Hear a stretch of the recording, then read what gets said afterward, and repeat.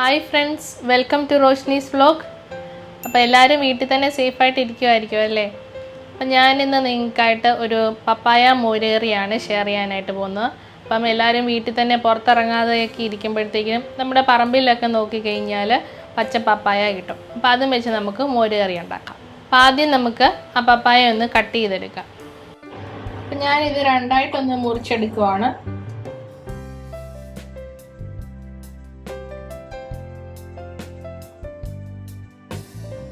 ഞാൻ ഒരു പോർഷൻ മാത്രമേ മോരുകറിക്ക് എടുക്കുന്നുള്ളൂ. ഈ പോർഷൻ നമുക്ക് തോരൻ വെക്കാൻ എടുക്കാം.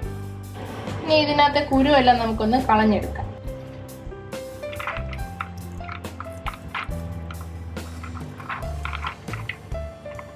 നമുക്കിനി ഇതിന്റെ തൊലി ഒന്ന് ചെത്തിയെടുക്കണം. ഈ പീലർ യൂസ് ചെയ്താൽ ഇങ്ങനെ എളുപ്പത്തിൽ പീൽ ചെയ്തെടുക്കാൻ പറ്റും.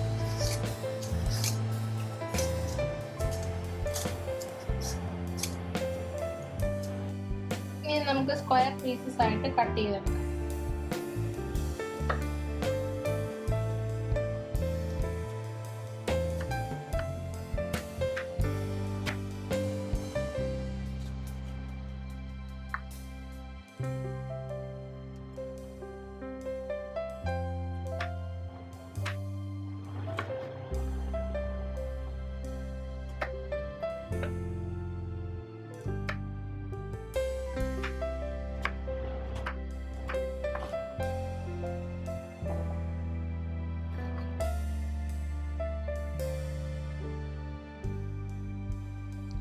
ഇനി നമുക്കൊന്ന് കഴുകിയിട്ട് കുക്കറിലിട്ട് വേവിച്ചെടുക്കാം.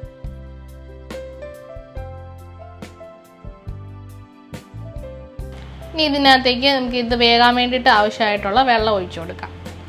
ഇനി ഇതിനകത്തേക്ക് ഞാനൊരു 2 പച്ചമുളക് ചേർത്ത് കൊടുക്കുന്നുണ്ട്. ഇതിലേക്ക് ആവശ്യത്തിന് ഉപ്പും കൂടെ ചേർക്കാം.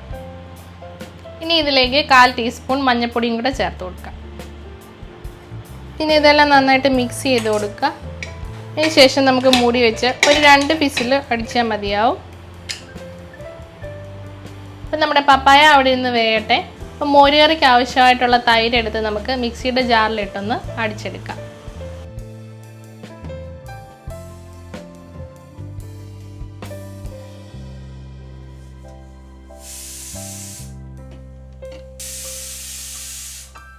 അപ്പം നമ്മുടെ കുക്കർ 2 വിസിൽ അടിച്ച് കഴിഞ്ഞു. ഇനി നമുക്കിത് ഫ്ലെയിം ഓഫ് ചെയ്യാം.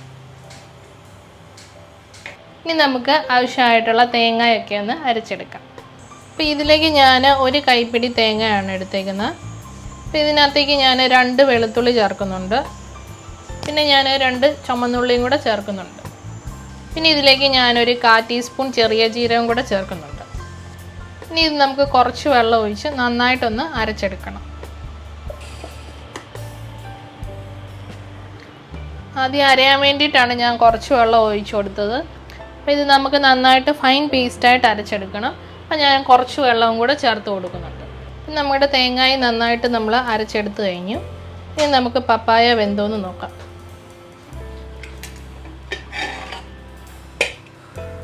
ഈ പപ്പായ ഇങ്ങനെ സ്ക്വയർ പീസസ് ആയിട്ട് നമുക്ക് മോരുകറിക്കകത്ത് കടിക്കാനായിട്ട് കിട്ടും. അപ്പോൾ അതെല്ലാം നമ്മൾക്ക് കുറച്ച് ഉടഞ്ഞ് വേണമെന്നുണ്ടെങ്കിൽ ഇതിങ്ങനെ സ്മാഷ് ചെയ്ത് കൊടുത്തേച്ചാൽ മതി. അപ്പോൾ ഓരോരുത്തർക്ക് ഇഷ്ടമുള്ളത് പോലെ ചെയ്യാം. ഇനി നമുക്ക് മോരുകറി ഉണ്ടാക്കാൻ വേണ്ടിയിട്ടുള്ള കലത്തിനകത്തോട്ട് ഇട്ട് കൊടുക്കാം. ഇനി ഇതിനകത്തേക്ക് നമ്മൾ ഉടച്ച് വെച്ചിരിക്കുന്ന മോരും കൂടെ ചേർത്ത് കൊടുക്കാം. ഇനി നമ്മുടെ മോരൊന്ന് ചെറുതായിട്ട് ചൂടാക്കി എടുക്കണം. അപ്പോൾ മോര് ചൂടായി വരുമ്പോഴത്തേക്കും നമുക്ക് അതിനകത്തേക്ക് നമ്മൾ അരച്ച് വെച്ചിരിക്കുന്ന തേങ്ങയുടെ കൂട്ടും കൂടെ ചേർത്ത് കൊടുക്കണം.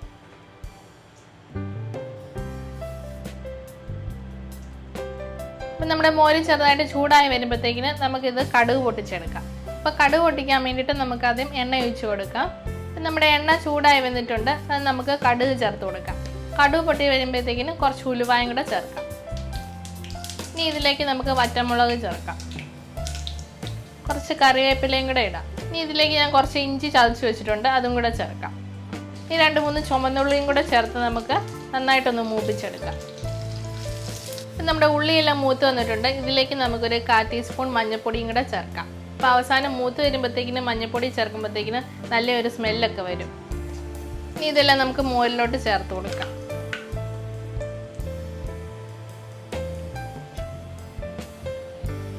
അപ്പോൾ ഇത് നമുക്ക് ചെറുതായിട്ടൊന്ന് ചൂടാക്കി എടുക്കുകയേ ചെയ്യാവുള്ളൂ. ഒത്തിരി ഒന്ന് തിളച്ച് വരല്ലേ. തിളച്ച് കഴിഞ്ഞ് കഴിഞ്ഞാൽ നമ്മുടെ മോര് പിരിഞ്ഞു പോകും. അപ്പോൾ ഉപ്പ് വേണമെങ്കിൽ ടേസ്റ്റ് ചെയ്ത് നോക്കിയിട്ട്, അപ്പോൾ ഇനി ഉപ്പ് ചേർക്കണമെന്നുണ്ടെങ്കിൽ ഫ്ലെയിം ഓഫ് ചെയ്തിട്ട് മാത്രമേ ചേർത്ത് കൊടുക്കാവുള്ളൂ. അപ്പോൾ നമ്മുടെ ടേസ്റ്റി മോര് കറി ഇവിടെ റെഡിയായി വന്നിട്ടുണ്ട്. നിങ്ങളെല്ലാവരും ഇതൊന്ന് ട്രൈ ചെയ്ത് നോക്കുക. ഇഷ്ടപ്പെട്ടാൽ ലൈക്ക് ചെയ്യുക. അപ്പോൾ എൻ്റെ വീഡിയോ ആദ്യമായിട്ടാണ് കാണുന്നതെങ്കിൽ സബ്സ്ക്രൈബ് ചെയ്യുക. കൂടെയുള്ള ബെല്ലൈക്കണോടെ എനേബിൾ ചെയ്താൽ ഞാനിടുന്ന എല്ലാ വീഡിയോസും നിങ്ങൾക്ക് നോട്ടിഫിക്കേഷനായിട്ട് ലഭിക്കുന്നതായിരിക്കും. അപ്പോൾ എല്ലാവരും സേഫായിട്ടിരിക്കുക, ഹാപ്പി ആയിട്ടിരിക്കുക. എല്ലാവർക്കും have a nice day. By.